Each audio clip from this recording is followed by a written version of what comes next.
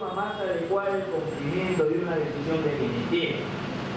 Con esto quiero decir que la norma procesal le da amplias facultades al juzgador para que decrete cualquier otra medida cautelar, siempre y cuando el juez, con la experiencia que tiene, advierta que con esa medida cautelar que él está decretando va a garantizar el cumplimiento de la decisión definitiva en un proceso. Por eso se llama medida cautelar genérica, para que el juez él considere que la forma más adecuada va a asegurar el cumplimiento de la decisión definitiva. Puede ser cualquier medida cautelar.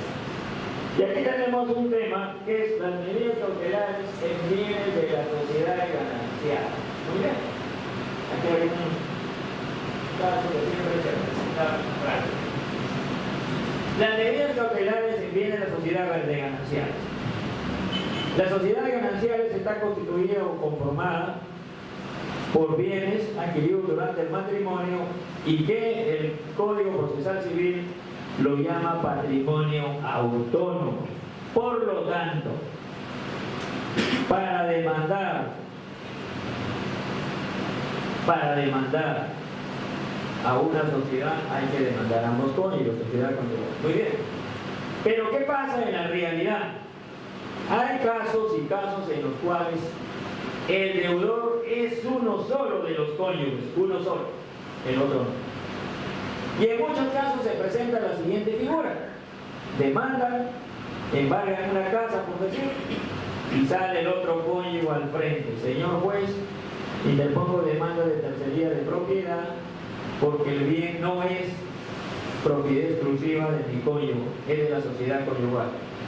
Y como la sociedad conyugal es un patrimonio autónomo y yo no debo, pido que se levante la medida cautelar. Y se levanta la medida cautelar. ¿Qué hacer entonces? ¿Qué hacer cuando uno de los cónyuges es el deudor? ¿Se puede solicitar una medida cautelar de bienes de las sociedades gananciales? Sí se puede solicitar la medida cautelar del 50% de los bienes o del bien. Por ejemplo, si es una casa, el 50% de la casa, pero como un derecho expectaticio. Un derecho expectaticio significa que se decreta la medida cautelar del bien sobre el 50%, se inscribe en registros públicos, pero no se puede ejecutar. ¿Cuándo se va a poder ejecutar esa medida cautelar? Cuando se disuelva la sociedad de gananciales. Si no se disuelve la sociedad de gananciales, no se puede ejecutar esa medida cautelar. Y nosotros nos vamos al Código Civil. ¿Cuándo se disuelve una sociedad de gananciales? Ahí están las causales en el artículo 318, si no me equivoco. Muy bien. ¿Cuáles son? Primero, muerte de uno de los cónyuges, no se muere ninguno. Separación de cuerpos, no se separa. Divorcio, no se divorcia. Nulidad de matrimonio, no hay nulidad de matrimonio. Separación de patrimonio, no hay separación de patrimonio. No hay nada. No. Voy a esperar eso. ¿Cuál es la salida que se da al acreedor para poder ejecutar ese 50%? Solicita al juez que se notifique al deudor demandado para que señale bienes libres de gravamen. Libre. Le da un plazo de 5 días. Si el deudor no señala bienes libres de gravamen dentro del plazo de 5 días, a solicitud de parte, lo declara insolvente, es decir, en quiebra. Al declararlo insolvente, automáticamente se disuelve la sociedad de gananciales. Al disolverse la sociedad de gananciales por la declaración de insolvencia, se puede rematar el 50% de esa casa. Y como para rematar el 50% de esa casa casi nadie va a querer, se lo puede adjudicar el acreedor por la deuda, si adjudica el 50%. En consecuencia, el acreedor vendría a ser copropietario ya, copropietario con la cónyuge. que no debe. Hay una copropiedad del 50% cada uno. ¿Y qué más se puede hacer? División y partición para que se reparte el bien. De repente no se puede partir el bien, sale al remate para repartirse el dinero. Nadie lo compra. ¿Qué otra opción tiene él? Hacer uso del derecho de tanteo. El derecho de tanteo consiste en que tasan el bien, cuánto vale, y como él es propietario del 50%, él deposita el otro 50% y pide que se le adjudique el 100% de la casa. Al adjudicarse el 100% de la casa y el propietario absoluto, demanda la entrega del bien y problema resuelto. Eso sería la salida legal. ¿Y eso por qué? Vamos a explicar. Cuando se publicó esta ley se decía, se criticaba que era una ley a favor de los bancos, que, bueno, muchas cosas se decían. Pero después no fue así, porque después ya aclararon que lo que se busca con esa ley, el espíritu de la ley, es que las personas que se endeudan cumplan con sus obligaciones. Porque se daban casos y casos de muchas personas cuando van a solicitar un crédito, soy soltero, dicen, soltero, libre de polvo y paja. Y cuando ya les demandan, ya son casados. Ahí, para evitar ese problema de salud también. ¿Qué busca? Que el que adquiere una obligación cumpla con sus obligaciones. Pero yo no soy muy partícipe de que una persona permita que lo declaren en quiebra, insolvente. Si a mí me requiere para que señale el bien de libre, yo mejor veo como arreglo. ¿Por qué? Señores, cuando uno lo declaran insolvente en quiebra, te cierran todas las puertas. Nadie te presta un sol, nadie. Eres una persona quebrada insolvente. ¿Todo por qué? Por eludir una obligación. No es por arreglo. Si debes, ¿qué van a hacer? Y ahí veces lo hacen de acuerdo. En una oportunidad la Corte Suprema resolvió en una casación un caso que declaró improcedente una tercería, la Corte Suprema, de esos casos de sociedad conyugal. ¿Por qué? ¿Cuál fue el caso? El señor solicitó un crédito a un banco para construir su casa. Él solo. Cuando ya la casa construyó no pagó, el banco demandó, le embargó la casa. Salió la señora tercería de propiedad porque la casa es de la sociedad conyugal y como es de la sociedad conyugal yo no debo de mi esposo porque la van a embargar. El caso se fue a la Corte Suprema. ¿Qué dijo la Corte Suprema? Es verdad que el bien es de la sociedad conyugal, es verdad que el banco le prestó el crédito al señor, pero también es verdad que esa plata la han invertido en la edificación, porque aquí están los documentos que le prestó para edificar. Y no es creíble que la señora diga que ella no sabía por qué le dieron el crédito, cuando ella misma se está beneficiando en la edificación. ¿Por qué no le preguntó quién te dio la plata para que construya? Pues ella sabía. Y si bien es cierto, ella no intervino, pero al tener conocimiento, se llega a la conclusión de que el dinero se invirtió y por lo tanto la tercería es improcedente. Y cuando ya vieron que iban a rematar la casa, ya pararon. ¿Se acuerdan? Eso es lo que pasa. Por eso es que a veces las normas salen cuando la realidad es la que a veces te obliga a que estén saliendo leyes y leyes por los casos que se están presentando. Pues el derecho avanza a medida de que en la sociedad se van presentando conflictos y van buscando la forma como resolver esos conflictos. Es por eso que salieron estas normas para poder ejecutar bienes de la sociedad de conyugal cuando uno de los cónyuges debe y el otro no. Entonces hay que buscar una salida para ver la forma que paguen, pues no. Porque al final tampoco la ley no ampara el abuso del derecho, y es un abuso del derecho que una persona se beneficie de una edificación, no diga nada, y cuando ya le cobran diga que ella no sabía que le habían prestado plata a su esposo, cuando la plata la había invertido en la casa que ella misma habitaba. Entonces, para evitar esos abusos del derecho, el derecho tiene que avanzar, pues no, para ir dándole soluciones futuras a los casos que se van presentando a cada momento. Bien, eso es lo que hemos visto ahorita. Vamos a ver ahorita. En casos de violencia familiar, las medidas cautelares, vamos a explicarlo en resumen, ahí es lo siguiente. En las medidas cautelares en violencia familiar no se requiere contracautel, es una diferencia fundamental. En segundo lugar, lo importante es que el juez puede decretar la medida cautelar que él considere conveniente, que con esa medida cautelar va a proteger a la víctima. Entre las principales que se dan actualmente, el impedimento de acoso, que el denunciado se retire del hogar conyugal por un tiempo, que el denunciado no camine por el frente de la casa de la señora, que el denunciado no visite a sus hijos, que el denunciado no visite a la señora. Es decir, si nosotros nos ponemos a hablar de medidas cautelares en violencia familiar, no hay un límite. ¿Por qué? Porque la norma le faculta al juez para que él decrete las medidas cautelares que él considere conveniente. Él, siempre y cuando que con esa medida cautelar, él como juzgador advierta que va a proteger a la víctima. Por eso que hay medidas cautelares que dicen, se le prohíbe al demandado que camine a 100 metros de la casa de la señora. Es una medida cautelar que el juez está decretando. Se le prohíbe que camine por la calle donde vive la señora. Es una medida cautelar. Se le prohíbe que visite a sus hijos. Se le prohíbe que acose a la señora. Entonces, en violencia familiar, yo digo que son medidas cautelares especiales porque le dan amplia libertad al juez, y eso está muy bien, pues. Eso está muy bien.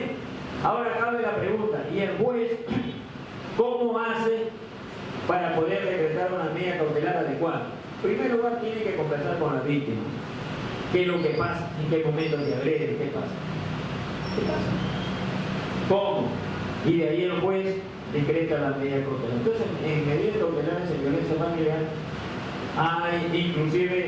hay medidas cautelares que la víctima dice, señor juez, dice, mi marido, por venganza, saca todas las cosas para venderlas. ¿Cómo el juez ordena? Un inventario inmediato que no venda nada.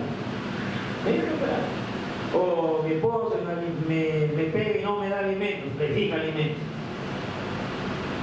Que mi esposo maltrata a mi hijo, le prohíbe que lo vea a su hijo. Así. Entonces, en violencia familiar se puede decretar cualquier... ¿Cuál es el objetivo? ¿Cuál es la pauta? La pauta es la siguiente. El juez en violencia familiar puede decretar cualquier medida cautelar siempre y cuando que con esa medida cautelar proteja de una mejor manera a la víctima. Eso es todo. El objetivo es que proteja a la víctima de cualquier manera. Cualquier medida cautelar. No hay límite ahí. Por eso que no es recomendable hablar una por una, sino porque todas son medidas cautelares. Y sin ningún requisito que presentan en contra cautela, no señor. Porque de por medio está una persona que está siendo agredida. Y ahora eso tengo en violencia familiar, que cada vez que dice marcha de una menos, al siguiente día amanecen 2 muertas. Ustedes son testigos. Ustedes son testigos. Pero en violencia familiar hay amplia libertad. Así que por eso que decimos que hay amplia libertad para decretar medidas cautelares. Aquí hay algo que hay que aclarar. Suspensión, desafectación y sustitución de la medida cautelar. Miren,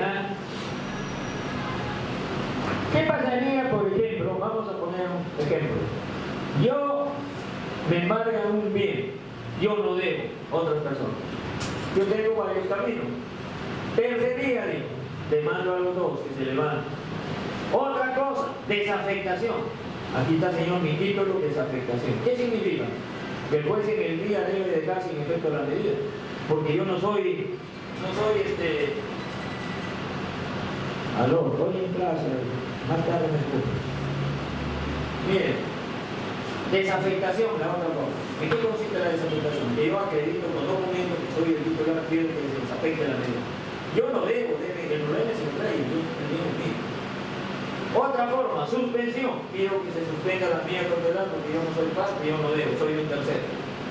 O sea, yo tengo 3 caminos: tercería, desafectación o suspensión. Cualquiera de esos caminos llegan a lo mismo.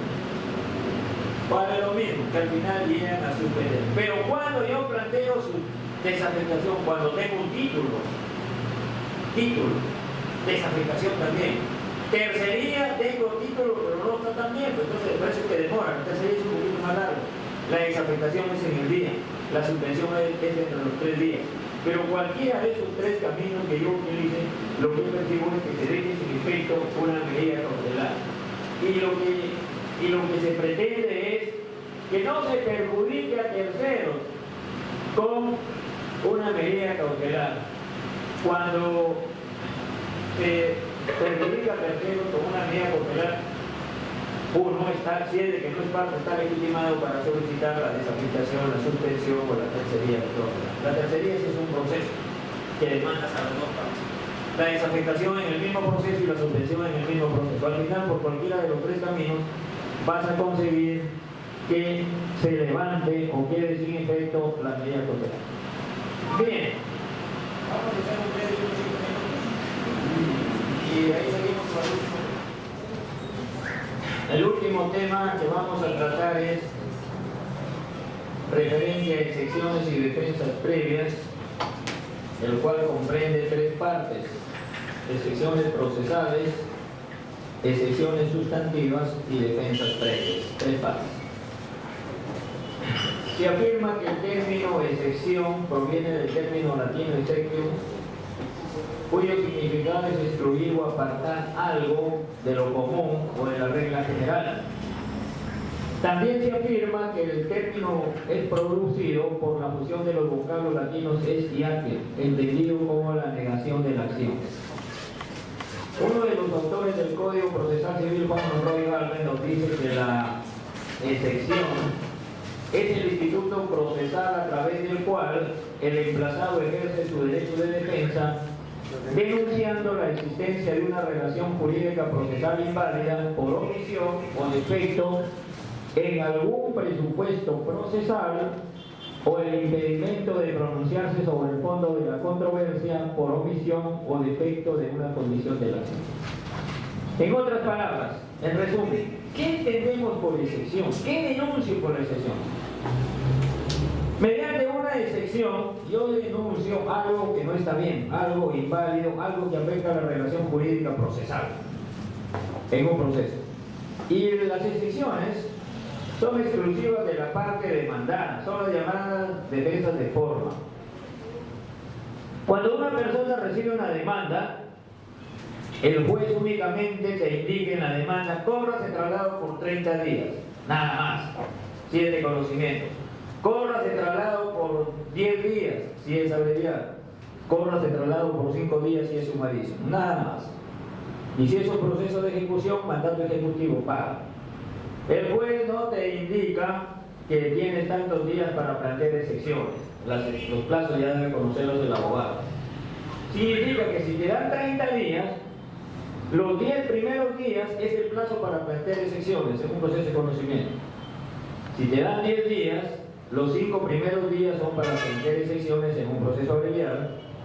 Y si el proceso es sumarísimo, la puedes plantear en el mismo escrito de contestación de la demanda, y si es de ejecución, también en el mismo escrito de contradicción. Esos son los plazos que hay que tener en cuenta por el principio de preclusión, para que después no te digan que tu excepción es improcedente porque ha precluido el plazo. Ese es temporal. Entonces, visto eso, hay que tener en cuenta también lo que vamos a analizar son las principales excepciones procesales. Y la primera excepción procesal que tenemos es la excepción de incompetencia. La excepción de competencia es una excepción que se plantea cuando la demanda es presentada ante un juez que no es competente. Y para eso debemos distinguir que existe la competencia objetiva, que es por materia o cuantía. También existe la competencia funcional o por grados, la competencia facultativa, que cualquier justiciable puede plantear cuando se es demandado. Bien, estamos ante la incompetencia por materia. ¿Cuándo se plantea una excepción de incompetencia por materia? Cuando por la naturaleza de la pretensión se equivocó de juzgado. Por decir un asunto laboral, de hecho tiene que ir al juez de trabajo. Un asunto civil al juez civil, un asunto de familia al juez de familia.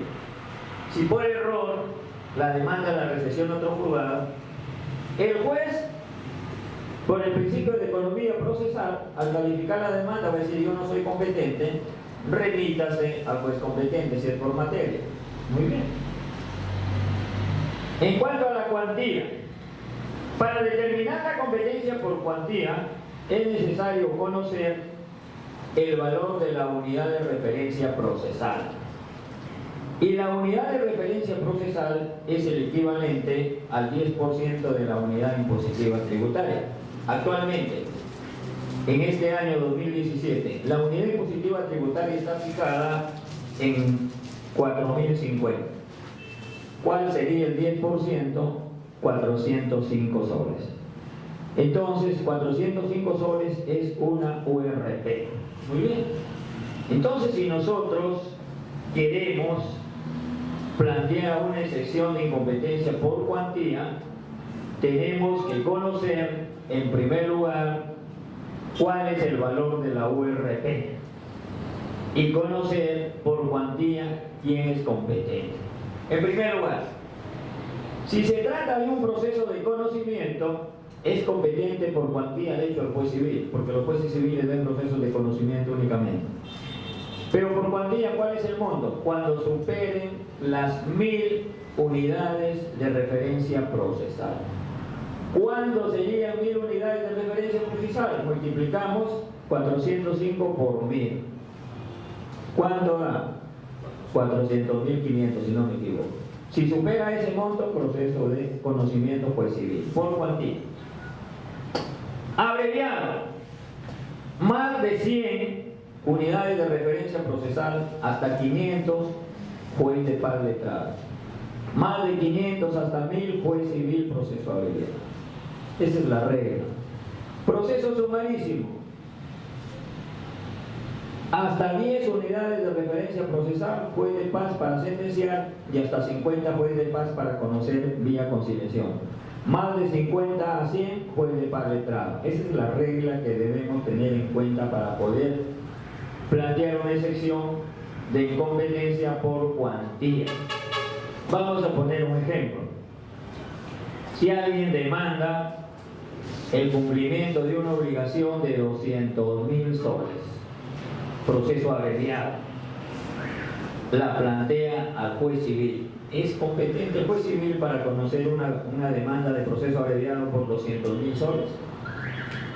No.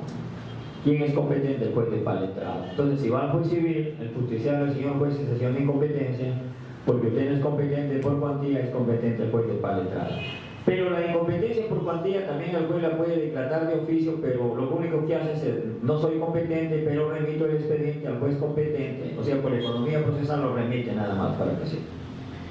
Bien, en cuanto a la competencia territorial, la competencia territorial se da por la libre extensión del territorio, y de ahí que a nivel nacional existen jueces de la misma categoría. Por ejemplo, en Sullana hay juez civil, en Piura hay juez civil, en Talara hay juez civil, en todas las ciudades hay juez civil de la misma categoría. Y la competencia territorial procede cuando se plantea una demanda fuera del lugar donde el justiciable considera debe ser demandado. Muy bien. Por ejemplo, ¿cuál es la regla general? La regla general es que la demanda debe dirigirse en el juez del lugar del domicilio donde vive el demandado. Esa es la regla general. Pero hay excepciones a esa regla, ojo, porque hay también la competencia facultativa en el cual el demandante puede escoger o el domicilio del demandado o otro que la ley le señala. Por ejemplo, en un divorcio, ¿quién es competente territorialmente en un divorcio? ¿El juez donde contrajeron matrimonio? No. El juez del último domicilio conyugal. ¿Dónde vivieron últimamente? En Lima, por decir. Ella es competente en Lima. ¿Y quién más? El juez donde vive el demandado. ¿Dónde vive el demandado? En Piura. En consecuencia, el demandante puede demandar en Lima, porque ahí fue el último domicilio conyugal, o puede demandar en Piura, donde vive el demandado. Es competencia facultativa. ¿Quién escoge? El demandante. En consecuencia, uno, antes de plantear la contienda de competencia o la excepción de incompetencia en un proceso, debe tener en cuenta si el juez donde se demandó territorialmente es competente. La regla general es que es competente el domicilio del demandado, pero hay otras excepciones. Muy bien. ¿Y cómo se cuestiona la competencia territorial? De dos formas. la contienda de competencia y la excepción de incompetencia propiamente dicha. La contienda de competencia consiste en que uno recurre al juez que uno considera competente para solicitarle que ese juez oficie al juez donde está el proceso para que le remite el expediente. Muy bien, vamos a poner un ejemplo. Alguien es demandado en Lima, a un juzgado civil de Lima, y de Lima lo notifican por exhorto acá a su casa Piura. Entonces él dice, pero viendo bien la norma, Lima no es competente, es competente el juez civil de Piura. ¿Qué hago? Voy al juez civil de Piura, presento un escrito diciendo, señor juez, planteo contienda de competencia en contra del juez del tal juzgado de Lima para que usted oficie a dicho juzgado para que le remite el expediente y usted lo conozca. Esa es una forma, la contienda de competencia. Pero ahí se puede presentar un conflicto de competencia. ¿Qué pasa si el juez de Lima dice no? Yo no remito el expediente, yo también soy competente. Hay un conflicto de competencia. Mientras el proceso se paraliza. ¿Quién conoce? Piura o Lima. Hay una discusión. ¿Quién resuelve esa contienda de competencia? La Corte Suprema de la República. ¿Por qué la Corte Suprema de la República? Porque el juez de Piura depende de la Corte Superior de Piura. Y el juez de Lima depende de la Corte Superior de Lima, dos cortes superiores distintas, entonces resuelve la Corte Suprema. La Corte Suprema, después que resuelve, ya va a decidir o es competente Piura o es competente Lima, ya, y ahí recién el proceso arranca. Esa es una forma. Otra forma, otro ejemplo. Una persona vive en Piura y lo demandan en Paita. Y él dice, pero ¿por qué yo voy a ir a Paita si aquí hay jueces en Piura? Va al juez de Piura igual. Señor juez, planteo contienda de competencia para que usted oficie al juez de Paita para que le remite el expediente porque usted es competente. Remiten el expediente al juez de Paita. El juez de Paita, si considera conveniente, bueno, lo remite al Piura y sin problema resuelto. Y si el juez de Paita dice, no, yo no lo remito porque también soy competente. Hay un conflicto de competencia entre dos jueces del mismo distrito judicial. En este caso, ¿quién resuelve la contienda? Ya no va a Lima. Resuelve la Corte Superior de Piura, porque ambos jueces pertenecen al Distrito Judicial de Piura. El problema se presenta entre Piura y Sullana. Si a mí me demandan en Sullana y yo vivo en Piura, yo planteo la contienda de competencia aquí en Piura y vamos a oficiar aquí a Sullana, que está a 30 kilómetros para que remite el expediente. Y el juez de Sullana dice, no remite, porque yo también soy competente. ¿Quién va a resolver ahí? La Corte Suprema de Lima. ¿Por qué? Porque Sullana es corte, pues Corte Superior, Piura es Corte Superior, conflicto entre dos cortes. ¿Quién resuelve? La Corte Suprema. Se va a leer y va a decidir quién. Entonces, esa es una forma de cuestionar la competencia territorial que se conoce como la contienda de competencia. La otra forma es la excepción de incompetencia propiamente dicha. Ahí ya no tengo que ir a mi juez, sino de frente voy al juez donde he sido demandado y planteo la excepción de incompetencia diciendo, señor juez, usted no es competente. Si se declara fundada esa excepción, el juez, ¿qué va a hacer? Va a remitir el expediente al juez competente. Esa es la otra forma. O sea, son dos formas de cuestionar la incompetencia territorial. La excepción de incompetencia propiamente dicha o la contienda de competencia. El problema se presenta que también hay que tener cuidado cuando uno plantea la excepción de incompetencia territorial por la llamada competencia facultativa. Y ahí vamos a explicar eso de la competencia facultativa. Por ejemplo, cuando se discute una nulidad de matrimonio, un divorcio, una tenencia, ¿quién es competente? ¿El juez del último domicilio conyugal o el juez del domicilio? Se pueden demandar en cualquier lugar. En el caso que se discuta sobre derechos reales, ¿quién es competente? ¿El juez donde está el bien o el juez donde vive el demandado? Y si son varios demandados, el domicilio de cualquiera de ellos. Y si hay varios inmuebles, el domicilio de cualquier inmueble. Miren, ¿ah? Entonces, ¿qué pasaría? Vamos a poner un ejemplo, que se esté discutiendo una reivindicación de propiedad. Reivindicación de propiedad. Muy bien. ¿Dónde plantean la demanda? En Chiclayo. ¿Dónde está el bien inmueble? En Chiclayo. ¿Dónde vive el demandado? En Sullana. ¿Quién es competente facultativamente? Sullana y Chiclayo. Demandaron en Chiclayo. Si se plantea una contienda de competencia, no funciona. ¿Por qué? Porque hay competencia facultativa. Está bien, tú vives en Sullana, pero el bien está en Chiclayo, es competente cualquiera de ellos. Entonces, para plantear una competencia, uno tiene que ver si no estamos ante una competencia facultativa, para ver si es competente o no, antes de plantearla. Y si la planteas que no, no dicen usted no es competente. Supongamos que el demandado vive en Sullana y el bien está en Chiclayo, es competente Sullana y Chiclayo. Si demandan en Piura, ahí sí. Piura no tiene que ver nada ahí, Sullana o Chiclayo. Me han demandado en Chiclayo porque tiene competencia. Yo vivo en Piura, por decir. Eso habría que tener en cuenta siempre al momento de plantear la contienda de competencia o la excepción de incompetencia territorial. Y cuando se declara fundada, el juez lo que va a hacer, va a declarar la nulidad ya no declara la nulidad del octavo, sino que el juez se remita al juez competente. Aquí está, la contienda de competencia. La otra excepción que tenemos acá, la excepción de incapacidad del demandante. La excepción de incapacidad del demandante o de su representante. En esta excepción de incapacidad del demandante o de su representante, en el código, en el 446 está así: excepción de incapacidad del demandante o de su representante. Pero hay dos excepciones en una, no es lo mismo. No es lo mismo que yo diga el demandante es incapaz o que yo diga el representante del demandante es incapaz. No es lo mismo. ¿Por qué?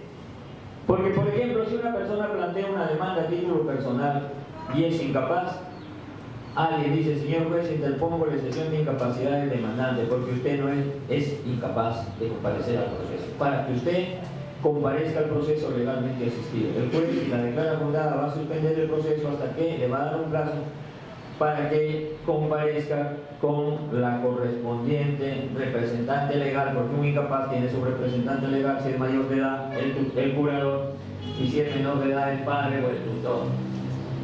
Ya, y cuando se plantea la excepción de incapacidad del representante del demandante, ¿qué es lo que se está diciendo? Lo que se está diciendo ahí es que el representante del demandante es incapaz. El representante del demandante es incapaz. Miren, caso de una persona jurídica. ¿Quién es el representante de una persona jurídica? El gerente o el administrador, bueno, tiene su representante. Una asociación, el presidente. De repente demanda una asociación por intermedio del presidente. ¿Quién es el demandante? La asociación. ¿Quién es el representante legal? El presidente. ¿Quién es el incapaz? El presidente. Entonces, ¿qué estoy denunciando ahí? Con la excepción. Excepción de incapacidad del representante. El representante es incapaz. Entonces, eso es lo que se denuncia con las excepciones. Lo que dice Monroy Galvez, lo que se denuncia es una relación jurídica procesal inválida, algún defecto, algún vicio. Y también es necesario ser presente que una excepción bien planteada puede traer como consecuencia de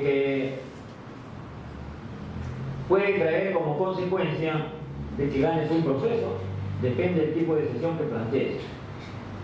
¿Cuál es el efecto de esta excepción?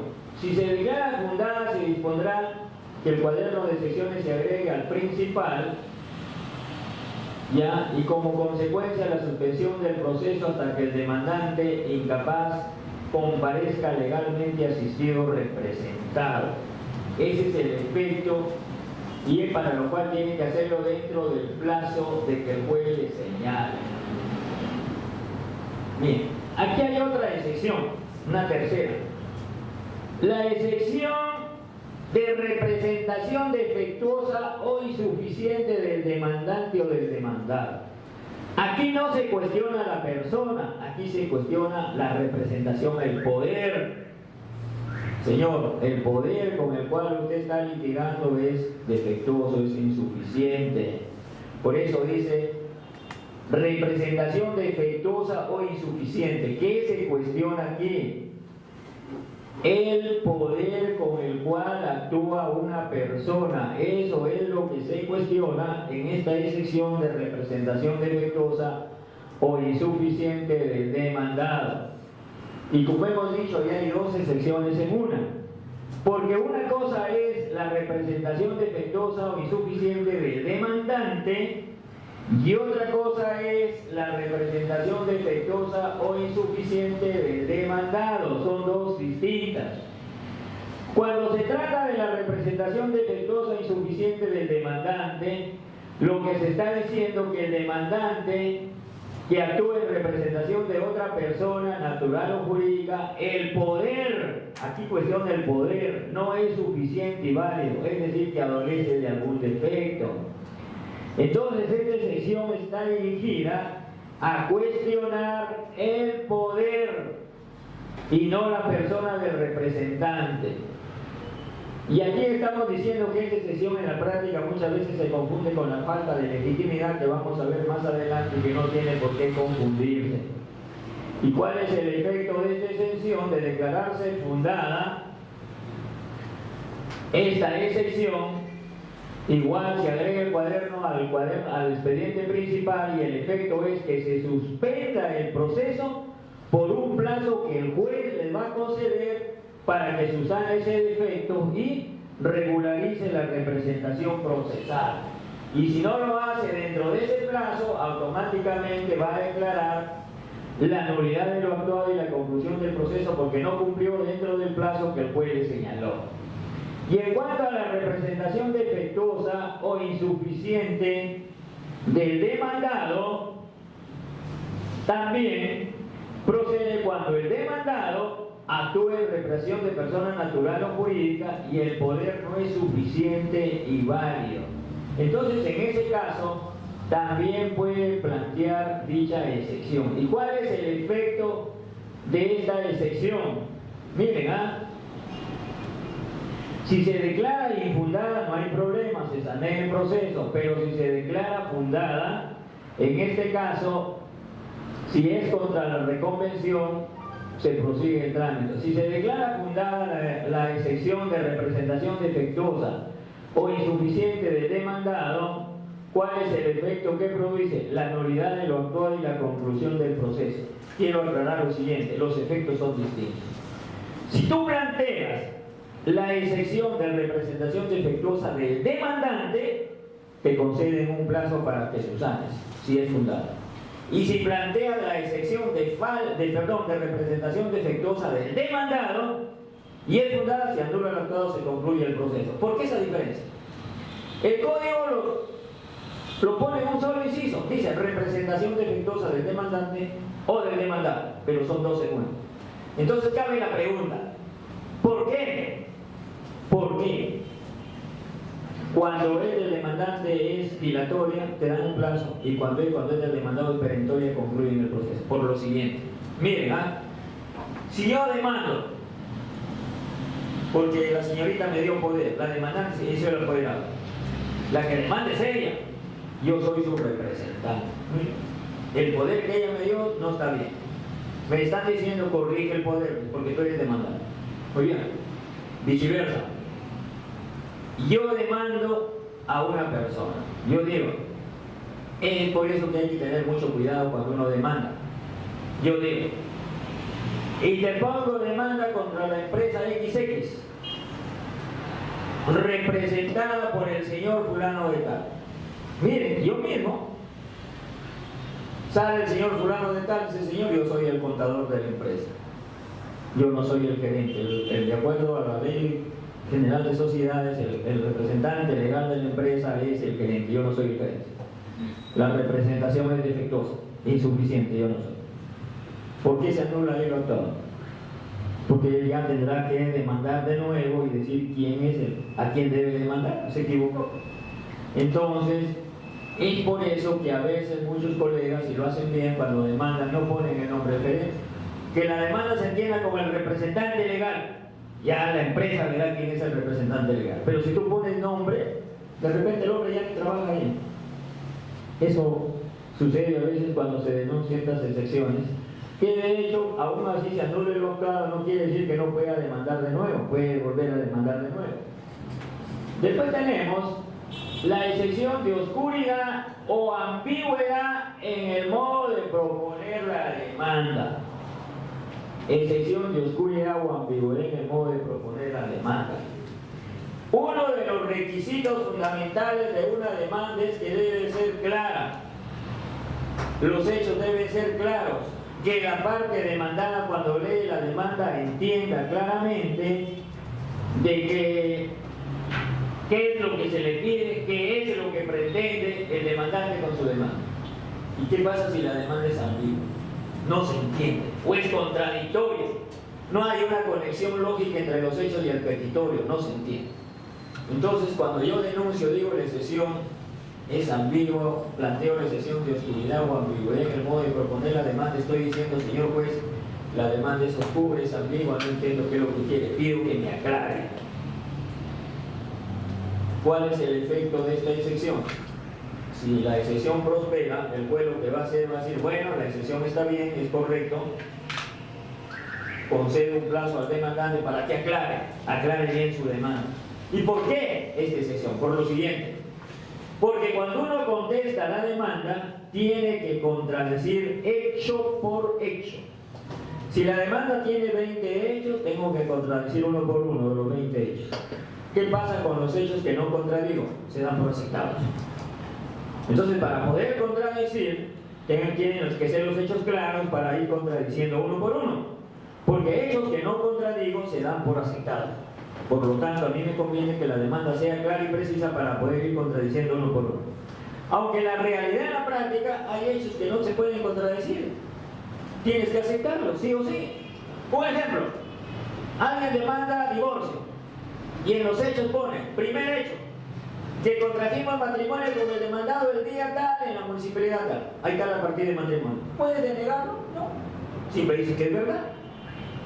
Otro hecho, que hemos procreado 3 hijos. Ahí están las partidas. No vas a decir no. Pero hay otros hechos que sí tienes que necesariamente contradecir. Por ejemplo, que te digan que mi cónyuge fulano de tal ha ingresado al hotel tal el día tal. Ahí tienes que decir si es verdad, es falso, qué pasó. Y ahí tienes que contradecir. Pero hay hechos que son innegables que al final tienes que aceptarlo, ¿no? Porque la demanda, los hechos se enumeran para que el demandado pueda contradecir hecho por hecho. Algunos los admitirán, otros no. Y por eso que la demanda tiene que ser clara, razón por la cual existe esta excepción de oscuridad o ambigüedad cuando la demanda no es clara, la demanda es confusa. En estos casos sí procede plantear esta excepción de falta de legitimidad para obrar la excepción de oscuridad o ambigüedad en el modo de proponer la demanda. Después hay otra excepción que se llama falta de agotamiento de la vía administrativa. Ya se pegó. La excepción de falta de agotamiento de la vía administrativa. Bien. Esta excepción se plantea no en todos los procesos, sino en algunos procesos en los cuales antes de recurrir al órgano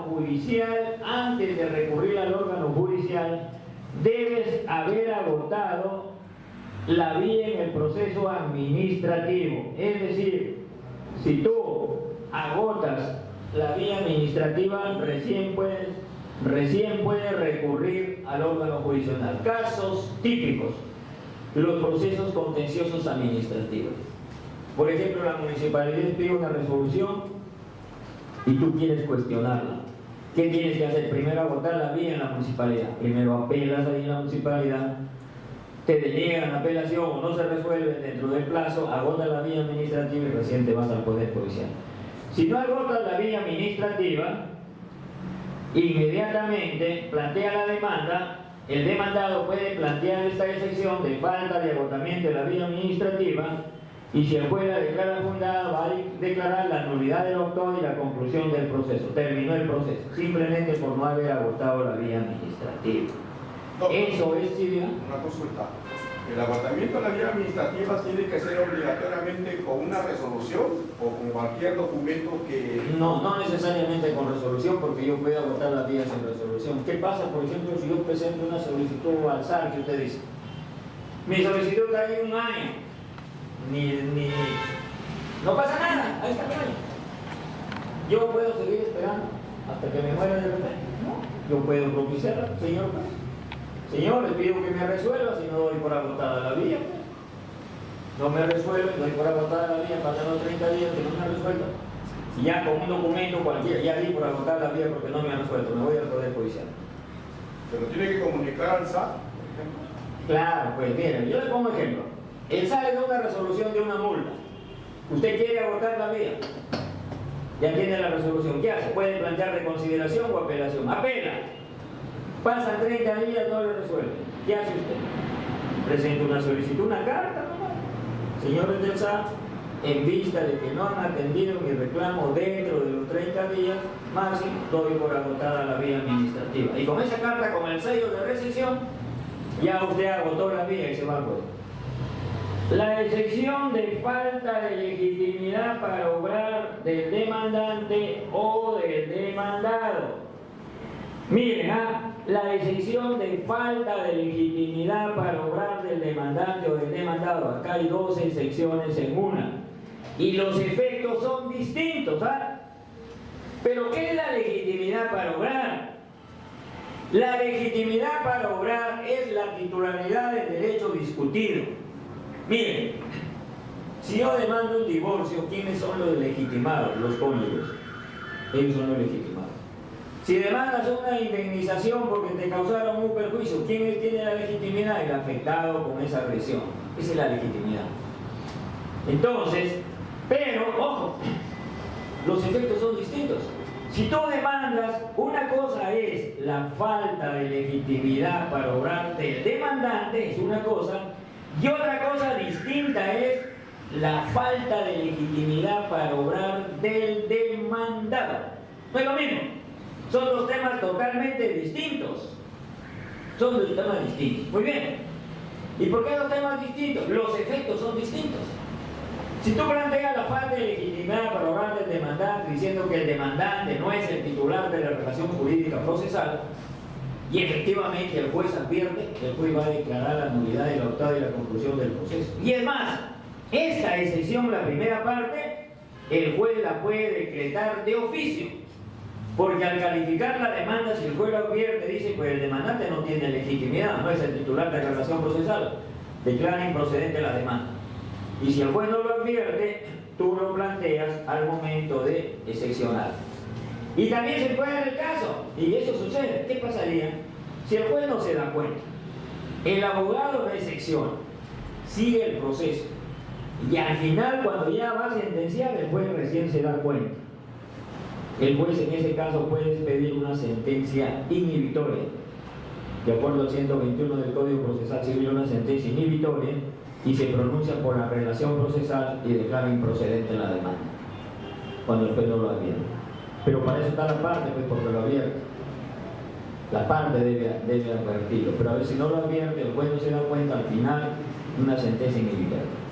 Y en cambio, cuando hablamos de la excepción de falta de legitimidad para obrar del demandado, el efecto es distinto. Ahí estamos diciendo, el demandado no es el titular de la relación procesal, se han equivocado en demandar, no lo han demandado correctamente. Ahí el efecto es que el proceso no se anula, sino le conceden un plazo al demandante para que el demandante establezca bien la relación procesal, para que aclare bien a quién se debe demandar y no a él que está demandado, porque él no está legitimado. Entonces ahí el efecto es distinto. Es por eso que cuando uno plantea esa excepción, uno tiene que ver la excepción que planteas es del demandante o del demandado, porque los efectos son distintos. Eso hay que tener en cuenta cuando se plantea esta excepción de falta de legitimidad para obrar del demandante o del demandado. Estas excepciones muchas veces en la práctica se confunden. Unos confunden la excepción de incapacidad con la representación defectuosa o con la legitimidad, pero son tres excepciones totalmente distintas. Una cosa es la incapacidad, otra cosa es la representación defectuosa y otra cosa es la legitimidad para obrar. Son excepciones totalmente distintas. Eso hay que tener mucho en cuenta cuando uno excepciona.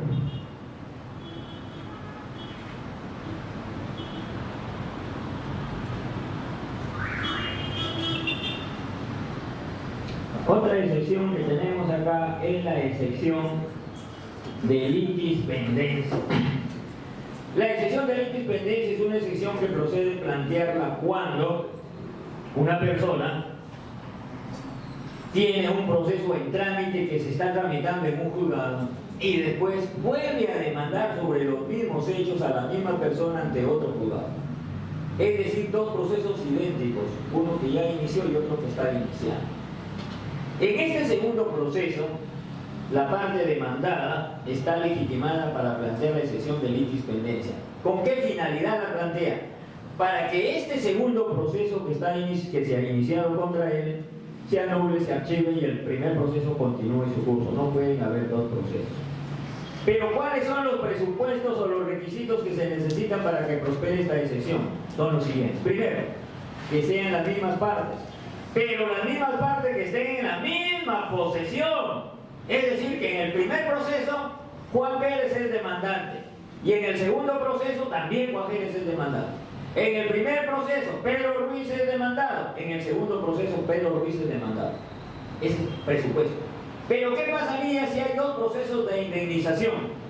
Y en el primer proceso Juan Pérez es demandante y en el segundo proceso es demandado. Ahí no hay litispendencia, porque no están en la misma posesión. Primer requisito. Segundo requisito, que sea la misma pretensión. Porque no puedes tú demandar dos veces por lo mismo. No. Si ya demandaste en un proceso, ya hay un proceso en trámite, ese proceso tiene que continuar. ¿Cuál es el efecto de esa excepción? El efecto es que si se declara fundada, el juez lo que va a hacer va a declarar la nulidad del otrado y la conclusión del proceso, y al final el proceso va a concluir porque no pueden haber dos procesos sobre lo mismo. Otra excepción que tenemos es la excepción de caducidad. No, perdón, la excepción de cosa juzgada. La excepción de cosa juzgada es parecida a la excepción de litispendencia. ¿Cuál es la diferencia? Que en la cosa juzgada debe haber sentencia o laudo arbitral firme. Por lo tanto, si dos personas han seguido un proceso, el proceso ha terminado hasta con sentencia de la Corte Suprema, ya resolvió en última instancia, y de repente la parte perdedora, que no está satisfecha vuelve a demandar lo mismo que ya demandó y perdió, ahí hay cosa juzgada.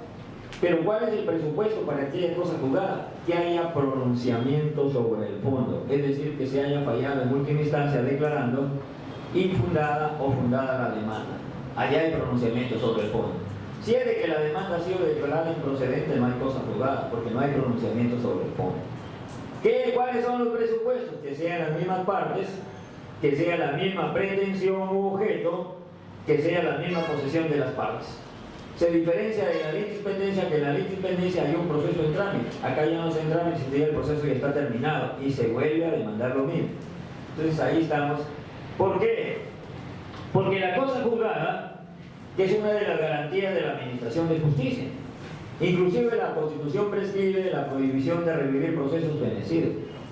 Pero sin embargo, eso no es absoluto. Hay excepciones a la regla. Porque cuando la cosa juzgada es irregular, hay fraude, hay colusión, hay los remedios excepcionales. Nos imaginemos, por ejemplo, que en una sentencia civil hay cosa juzgada, pero hubo fraude. ¿Qué puede hacer la parte perjudicada? Nulidad de cosa juzgada fraudulenta, o puede demandar un amparo por afectación al derecho al debido proceso. En penal, condenan a un inocente y ya estando preso el hombre, aparece el verdadero culpable. Cabe la pregunta: si la Constitución dice que no se puede revivir procesos fenecidos, sí, pero acá hay violación de dos principios: la prohibición de revivir procesos fenecidos, el principio de legalidad y el principio de presunción de inocencia. Entonces existe el recurso de revisión, que se revise su caso. Es decir, que eso de la cosa juzgada, hay lo que se conoce la cosa juzgada formal y material. Una que es inamovible, inmutable, no se puede mover, y la otra sí, cuando hubieron circunstancias que lo permiten, por ejemplo un fraude, una corrupción, una afectación al derecho al debido proceso. En consecuencia, si una persona pierde un proceso porque hubo fraude, no puede volver a demandar lo mismo, porque afecta a la cosa juzgada. ¿Qué puede demandar en todo caso? La nulidad de cosa juzgada fraudulenta para que se anule ese proceso, que es distinto, o un amparo para que se retrotraiga ese proceso al momento que se cometió el vicio. Pero no puede decir, planteo excepción de cosa juzgada, Muy bien, ya. ¿Por qué? Porque ese proceso ya fue terminado. Ya hay pronunciamiento sobre el fondo. Pero la otra parte puede decir, pero señor, pero yo planteo nuevamente mi demanda porque en el proceso anterior hubo fraude. No tienes que plantear nuevamente la misma demanda. ¿Qué debes plantear? Nulidad de cosas jugadas fraudulentas, para que se anule ese proceso fraudulento, donde hubo fraude o corrupción. Entonces, muchas veces uno se confunde al plantear la demanda, pero uno tiene que pensar, está bien, hubo fraude, pero ya no puedo demandar lo mismo porque hay cosas jugadas, pero sí puedo cuestionar. Ese mismo proceso lo cuestiono, en otro proceso. ¿Y qué debo probar? El fraude o la corrupción. O amparo, porque también procede el amparo contra resoluciones judiciales cuando la resolución contraria, cuando la resolución expedida en un proceso judicial proviene de un proceso irregular, y ahí hay un proceso irregular, por lo tanto puedo cuestionar también. Entonces hay que tener cuidado cuando uno recurre al órgano jurisdiccional, y estas excepciones ayudan en la realidad a cuestionar, como dice Monroy Gálvez, una relación jurídica procesal inválida. Después tenemos otra excepción, la excepción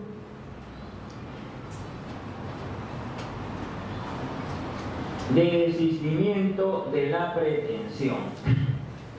En cuanto a la excepción de desistimiento de la pretensión, debemos tener en cuenta lo siguiente. Hay lo que se conoce el desistimiento de